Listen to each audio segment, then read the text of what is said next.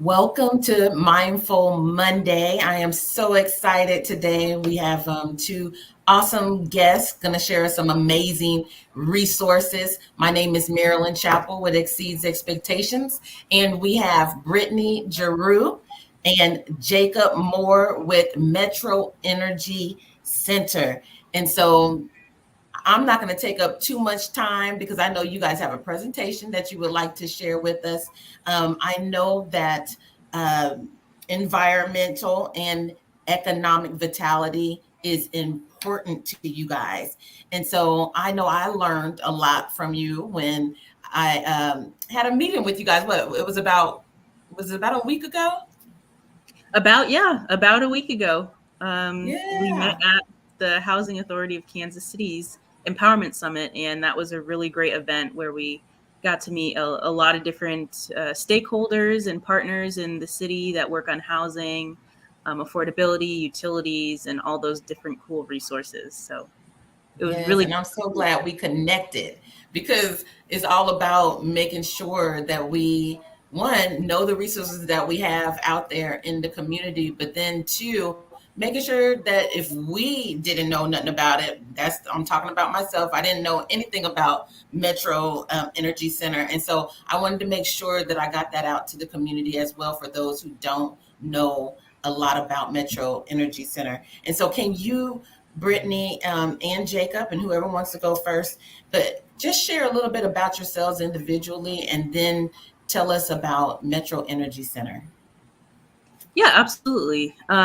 Well, my name is Brittanie Giroux, and I am the Senior Program Coordinator for the Building Performance Department at Metropolitan Energy Center.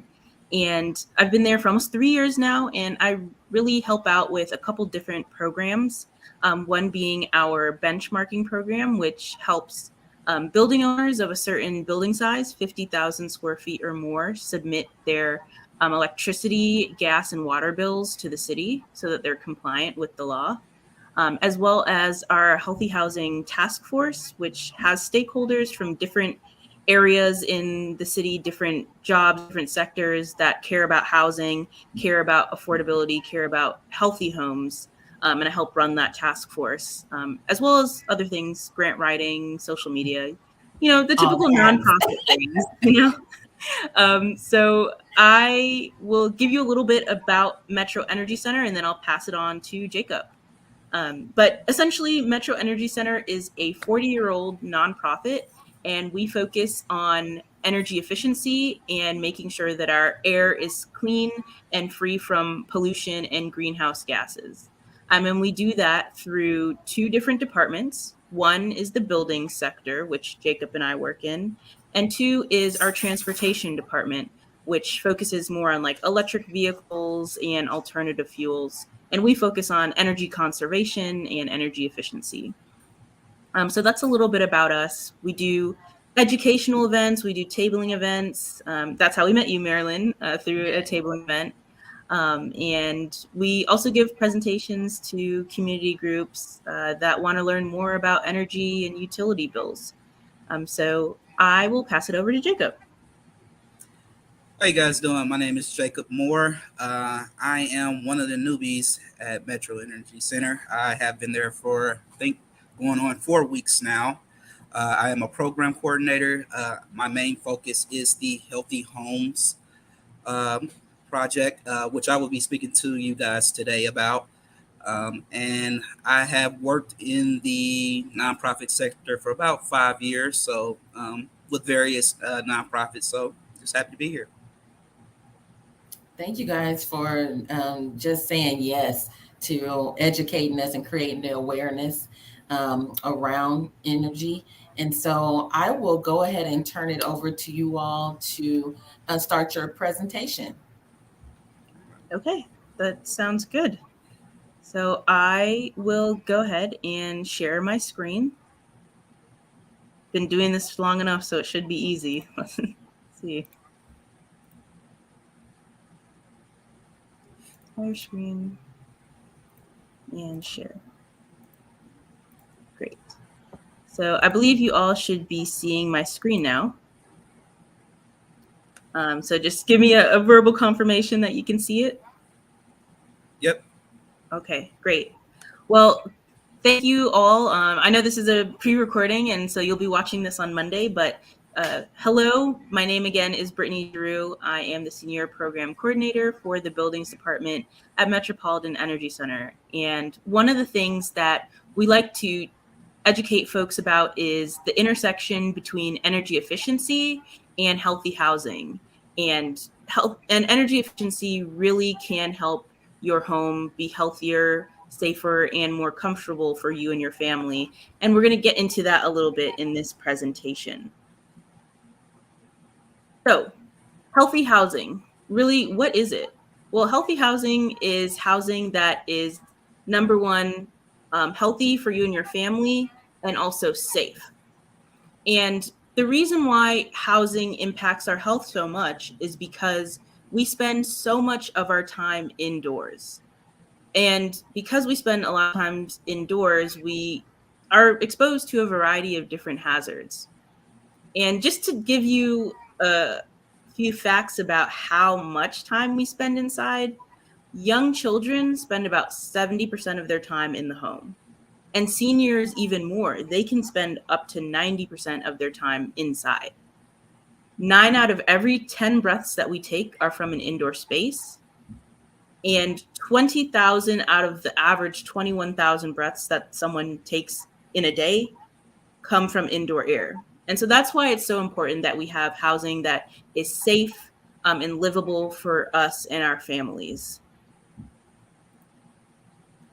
So in the next few modules, we will review each healthy home principle.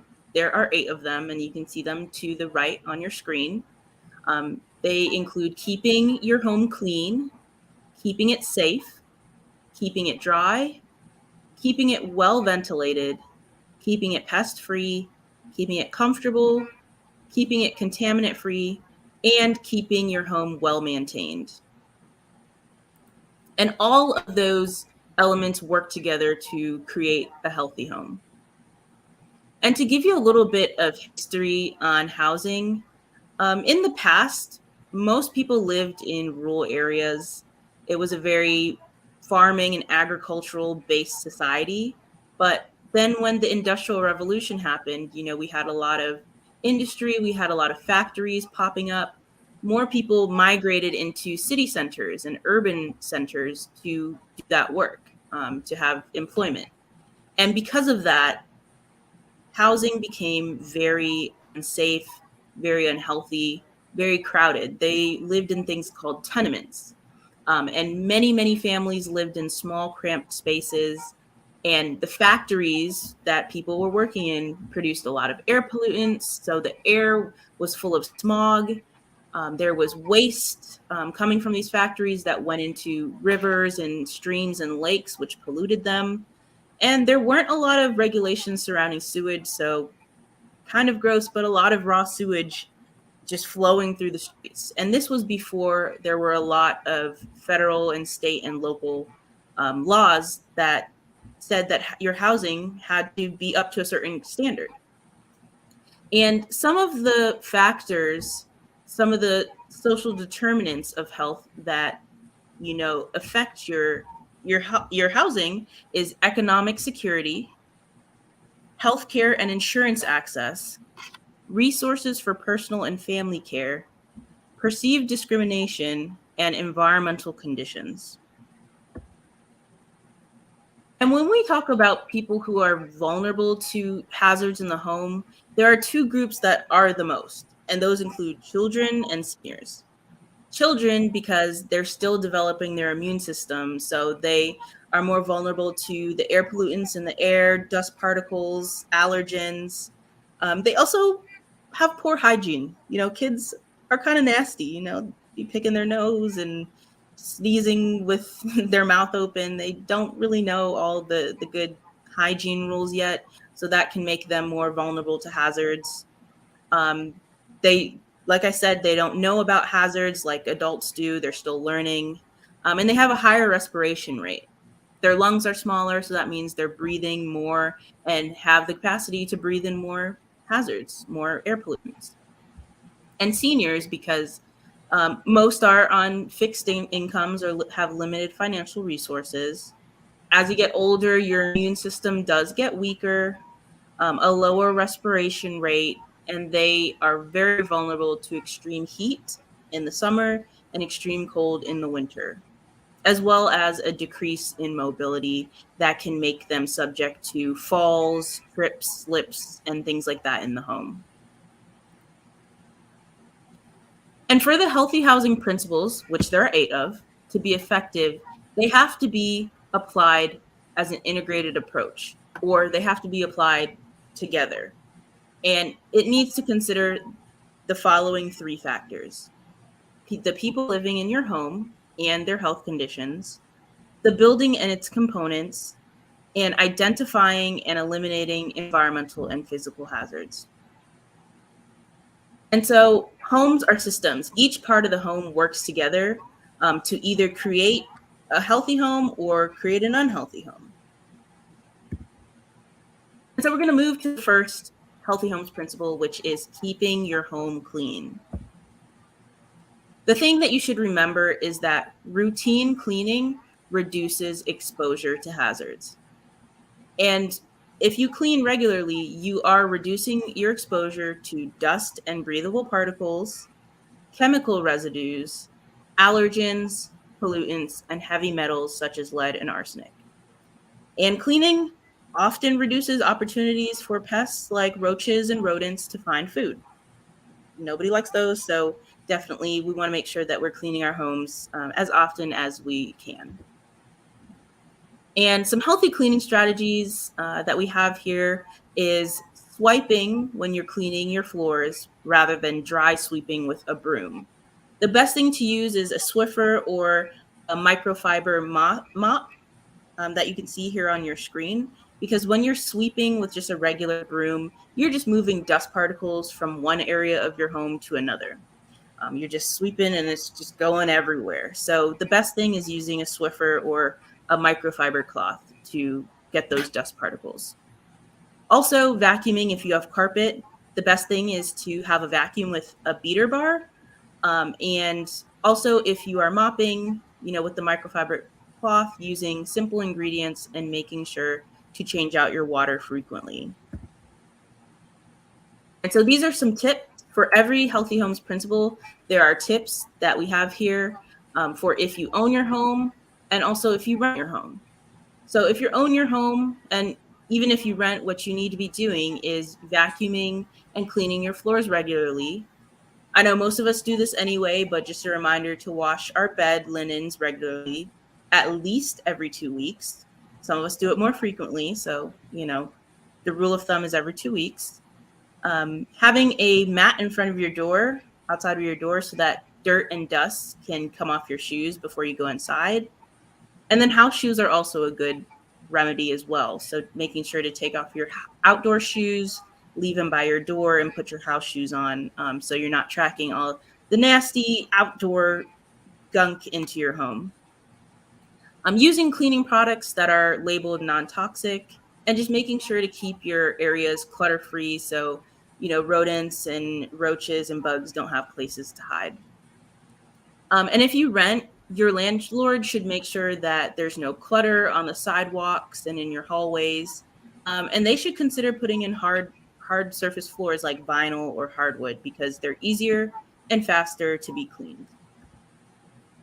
Next principle is keeping it dry. I know a lot of times we can get moisture or water in our homes from a lot of different places. Sometimes your basement might flood if it's raining really heavily, like it has been doing the past couple weeks this summer. I feel like all it's done is rain this summer. So some people's basement starts flooding, also from leaks in your home, maybe in your roof, or you have some cracks in your windows or doors and water is coming in. And even from different parts of your home, like the kitchen when you're cooking, all that steam from your pots when you're boiling water for pasta, or in your bathroom when you're taking a shower, all the steam from your shower, that introduce moisture into your homes and can cause things like mold growth. And nobody likes mold. It just looks gross, and it also has some kind of health impacts. It can be really bad for people with asthma. The mold spores will interfere with their breathing. Um, so what you should do if you do find yourself having mold, in your bathroom or kitchen or somewhere where moisture has been introduced, what you want to do is spot vacuum that area and then use a cleaning solution of hot water and detergent and rub it away, brush it away with rags, brushes, and the like. One thing though is to not use a high pressure sprayer because that's going to spray all the mold spores everywhere and you're just going to make the problem worse. So just making sure to vacuum that area and then cleaning with hot water and detergent is a good way to get rid of small areas of mold. And again, some tips. If you rent or own, make sure to wipe up spills quickly.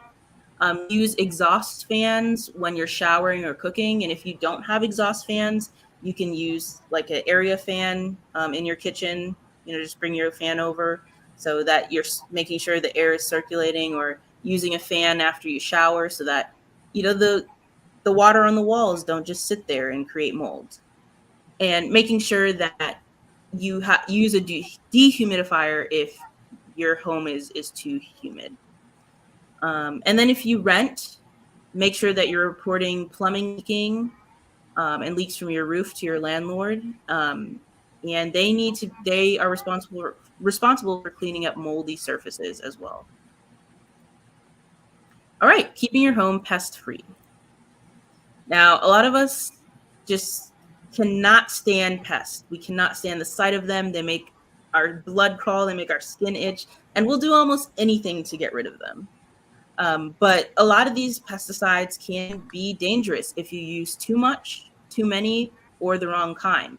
So make sure that you're reading all labels of any pesticides that you may use in your home.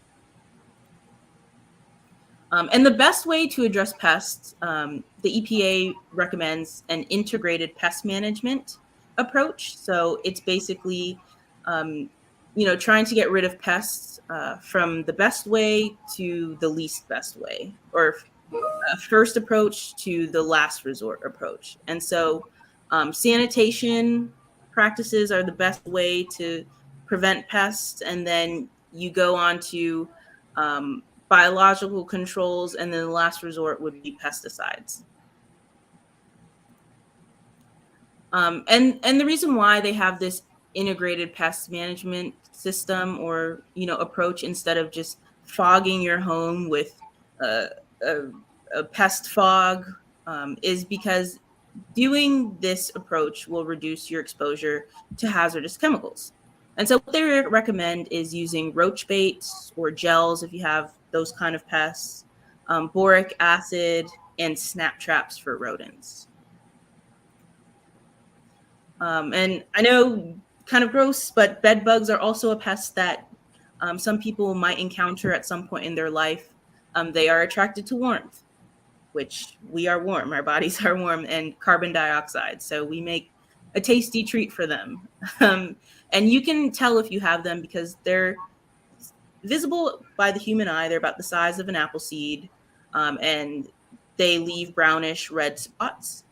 So what you need to know is that heat and steam can kill them.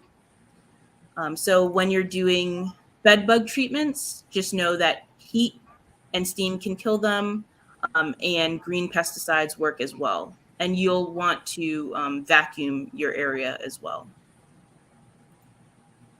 Some tips: if you rent or own and you find cockroaches or mice or other pests in your apartment, tell your landlord right away. And other things you can do is just making sure you clean up any open or unsealed food or crumbs. Don't leave dirty dishes out overnight. I know sometimes we get tired from a long day of work, but don't do it. That even a small crumb is like a feast to roaches and to bugs and mice. So making sure you're cleaning up your dirty dishes, don't leave them out overnight, cleaning up spills, making sure to sweep, mop, and vacuum regularly, taking your trash out regularly, and cleaning up clutter. So again, these pests do not have anywhere to hide. And your landlord has the responsibility to make sure that holes in the wall, floors, and ceilings are sealed to prevent these pests from coming inside your home from the outside. And they have the responsibility to repair areas with water leaks or water damage right away. All right, keeping your home contaminant free. Within a lot of products we use in the home, they can contain something called volatile organic compounds, which are chemicals that are known to cause health problems. And some of the potential effects of these volatile organic compounds, or VOCs, include eye, nose, and throat irritation. It can cause headaches or nausea and shortness of breath. Excuse me. And even over a long period of time could possibly cause cancer. And they can be found in a lot of different products that we have, like air fresheners or cleaning products, sprays and coatings, drywall, and the like. So what you should do to keep your home chemical free is try to find and try to use products that are non-toxic. Look for the statement lead-free when you buy products that are not made in the US. Don't smoke in the house. If you have to smoke, go outside. And making sure that you're putting all of your pesticides, baits, traps, things like that out of the reach of children. You know, they're curious. They like to put things in their mouth. And in order to create a healthy and safe home, you want to make sure that you are reducing their access to those things. Making sure that you protect your skin, your eyes, and your lungs while using pesticides. So making sure you have a facial covering when you're using chemicals, you're wearing gloves, and always wash your hands after using them. Making sure that you don't mix products together unless you're certain that you can. You know, I know we see a lot of things on the internet, people pouring multiple 5, 6, 7 types of cleaning products in their toilets and tubs to try to get the ultimate clean, but what they're doing is creating really powerful and toxic gases. So just don't mix things if you don't know if they go together. And then if you rent, your landlord should know whether your house or apartment has been tested for lead-based paint. A lot of older homes, if they were built before 1978, could possibly have paint that has lead in it, and lead causes extreme health hazards. And so if there is lead-based paint, that they take the appropriate steps to deal with it. All right, keeping your home safe. Most injuries are preventable. Accidents are not, because that's what they are. They're accidents. They happen. But the goal of keeping your home safe is to prevent injuries when accidents do happen. So some things that you can do to keep your home safe is making sure that you have smoke and carbon dioxide alarms. The Consumer Product Safety Commission recommends that you have one in each bedroom and at least one on each floor, and making sure that they are placed in the correct spot. So on the ceiling is best, about 4 inches away from your sidewall.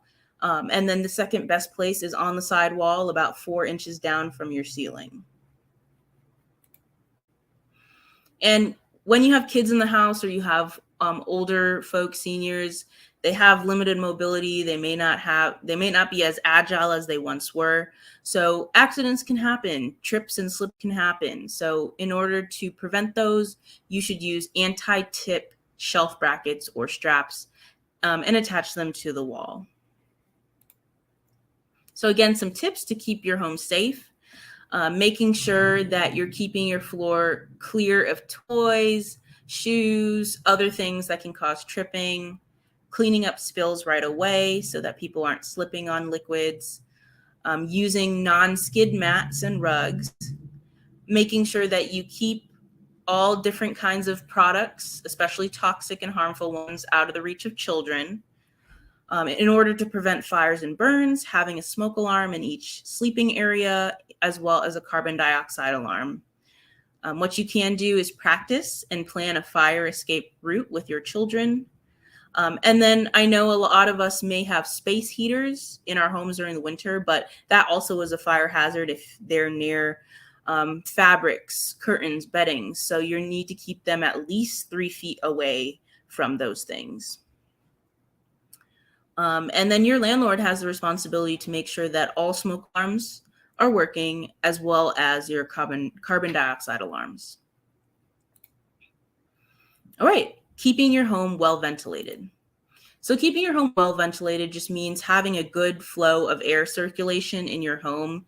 I know a lot of us come from homes where, we open the windows, open the doors so that there's not stale air in the home. And that's good because we want good ventilation within our homes so we're not breathing the same stagnant air. And that's because poor ventilation is associated with respiratory irritation, common colds, the flu, pneumonia, and bronchitis. And when you have these things, that means you're going to be missing more work. You're going to be missing more school if you get sick because of poor ventilation. And these are the areas in the home that you need to make sure are well ventilated and use spot ventilation like your exhaust fans. So the bathroom, your kitchen, the room with your boiler and furnace, areas where you might have a fireplace or a wood burning stove. Those are all places that are going to be, having different pollutants or moisture, and they need to be well ventilated. And again, all homes should have a carbon monoxide alarm as well. Okay.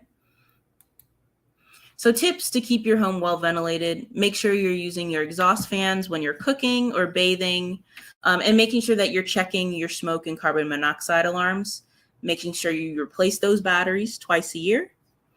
And then for landlords, if necessary, they need to install exhaust fans in the bathroom and kitchen that vent to the outside.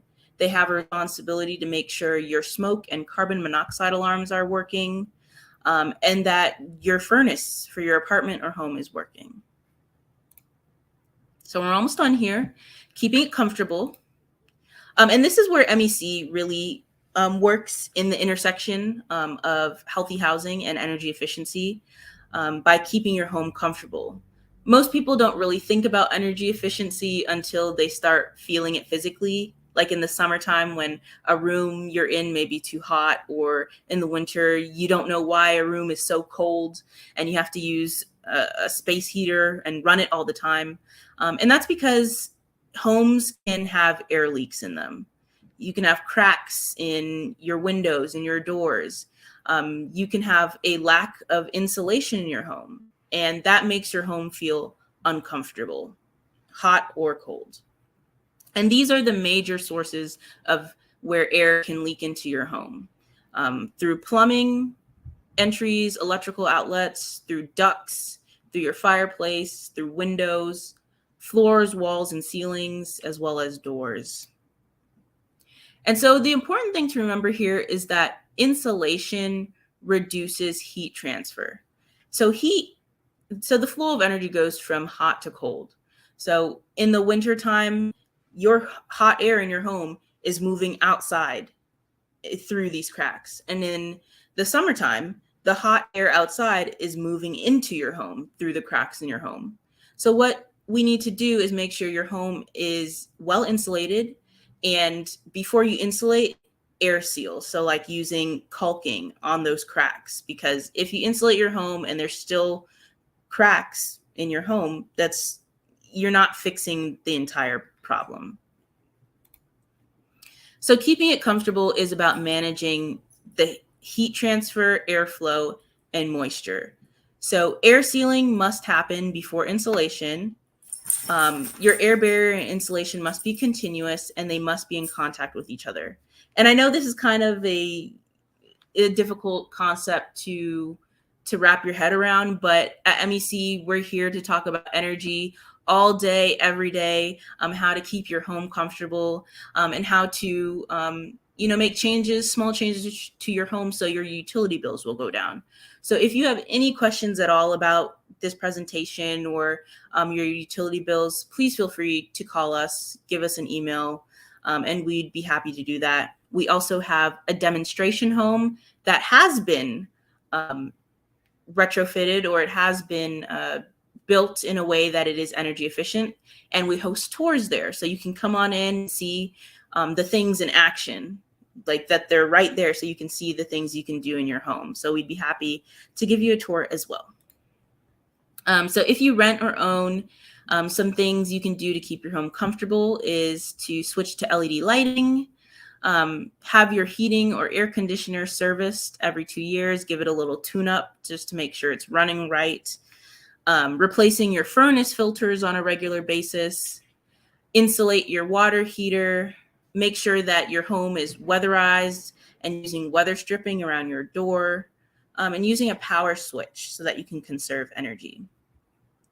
If you're a landlord, you should have your building air sealed and with additional insulation so that the utility bills can be reduced, using spray foam to seal holes, gaps, and leaky areas, placing foam gaskets behind the electrical plugs, and installing programmable thermostats. All right, and the last one is keeping it maintained. There are some parts of your home that need regular maintenance, like your sewer system, your heating and cooling systems, your ventilation, your structural integrity, your cooking area. And so another thing is when your home is not well maintained, or you have an older home that's not maintained, you can be exposed to certain things such as lead. Remember, I was saying that older homes pre-1978 may have lead paint, or they may have different areas in the home that include lead. And if it's not well maintained, that wall paint can be chipped away. You can start breathing in, lead particles. And lead is extremely dangerous. It's a very serious thing to deal with, especially with children. It leads to reduced IQ, learning disabilities, impaired hearing, reduced attention spans, kidney damage, and a lot of other serious things. And so you need to know how to protect your family from lead in the home if you do have an older home. And so we have some information here, some pamphlets on that. And if you're in the Kansas City region, you should also contact the health department in their Healthy Homes office, because they have a lot of different information about how to keep your home healthy. And they also, if you have complaints about your landlord and they're not doing what they're supposed to be doing, you can file a complaint with the Healthy Homes program within the Kansas City, Missouri, within the city of Kansas City, Missouri. So that's definitely something to know as well.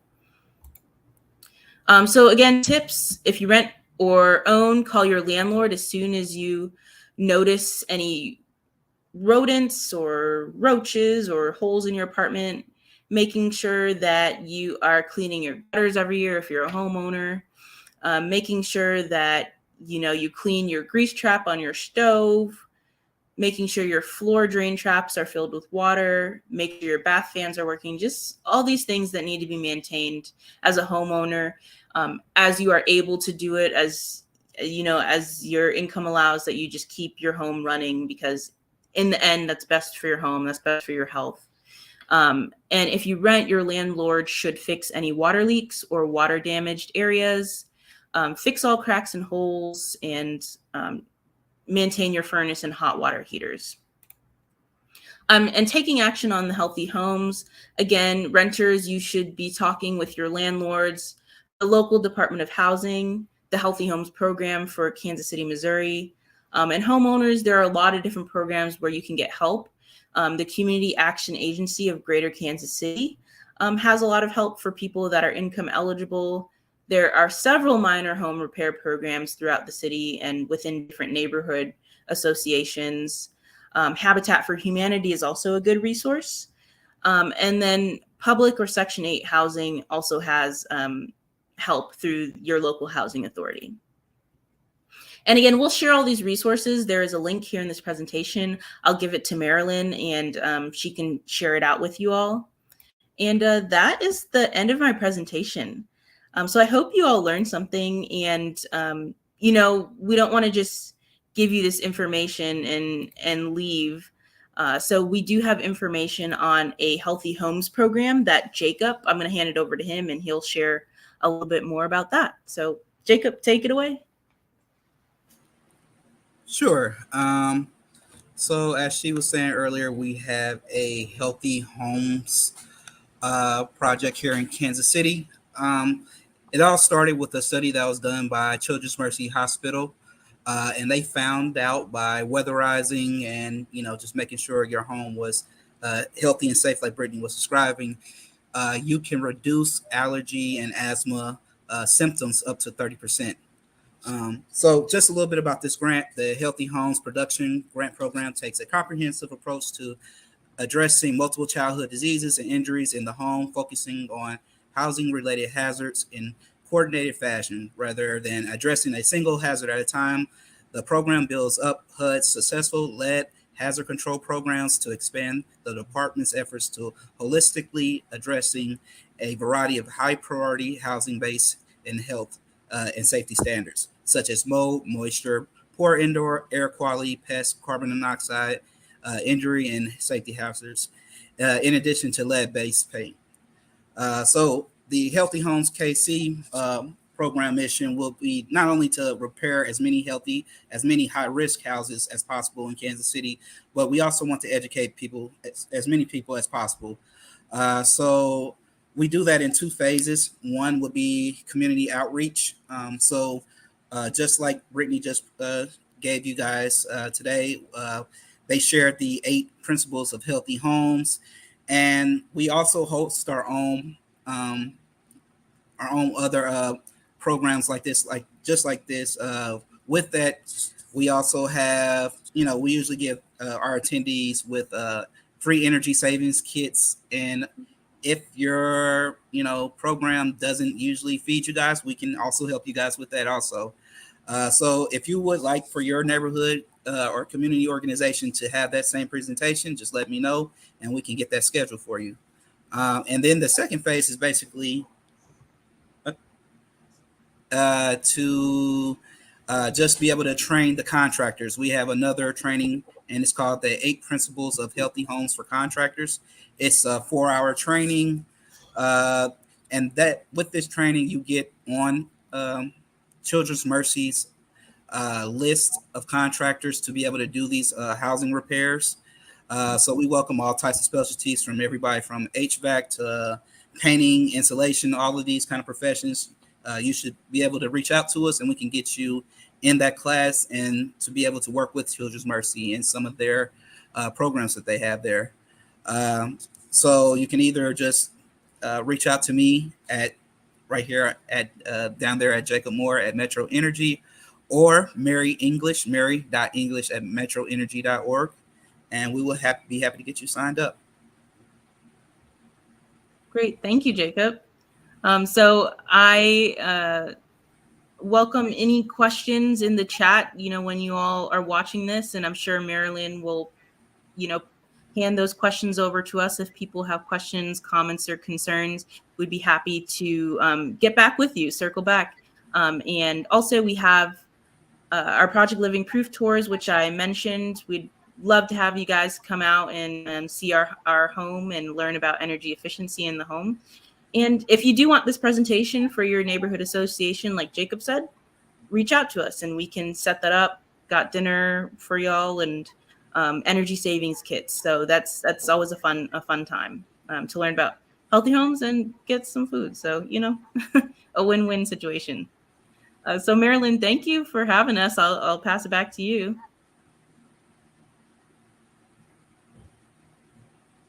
Mute. Oh, you're on mute, Marilyn. Thank you.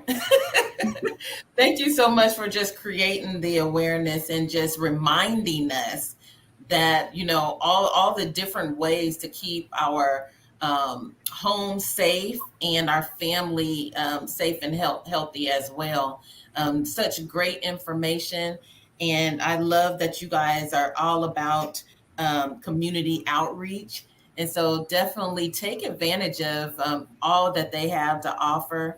with their community outreach and education, as well as I love to train the contractors. So necessary and needed for businesses, organizations, just so we can just become more knowledgeable, right? And more aware. Mhm. So thank you Mhm. so much. Great information. And I'm going to ask both of you guys, and now this is something that I didn't even share with you, but Mhm. Brittanie and Jacob, can you guys give us some encouraging words? We'll start with you, Brittanie, and then Jacob, and then we'll end our Mindful Monday with that. Okay, yeah. Some encouraging words for Monday. Let's see. Um, I would just say that, we're all in various sectors of Kansas City. We work at a nonprofit, so obviously that means we are in this for community growth, for community benefit, for just sharing knowledge with our fellow neighbors. And I just encourage you all to do the same thing, no matter what job you have, no matter what industry you're in, that you just do it to the best of your ability, because we all have something important to contribute to our neighborhood and to our city. So, do everything with gladness and joy, and help everybody, be a friend to everybody. Treat others how you want to be treated. That's my mindful Monday nugget. Yes, thank you. Hmm. Um, I would just say, I would just kind of piggyback off of that because I would like to say you never know who's really watching you. You never know who you're influencing, Hmm. for better or worse. So yeah, that definitely became a real apparent to me. I'm actually going on vacation, and I'm going to see a nephew that's just enrolled in school in Atlanta. So I'm going to go down there, and we had a long talk about that, and that was kind of the main message. It's just you never know who's really watching you. Hmm. That's right. So good. So you not only did you guys get some knowledge around um, environmental and economic, but you also got some encouraging words on this Mindful Monday. So hopefully that this was great information for you guys. It was enlightening. That you will also share it with your network, because I know if I needed it and to be reminded, I know others do as well. So don't just keep this to yourself, share it, and have an amazing week on this week. Thank you. Thank Thank you. you, Marilyn. Thank you, everyone. Thanks for your time.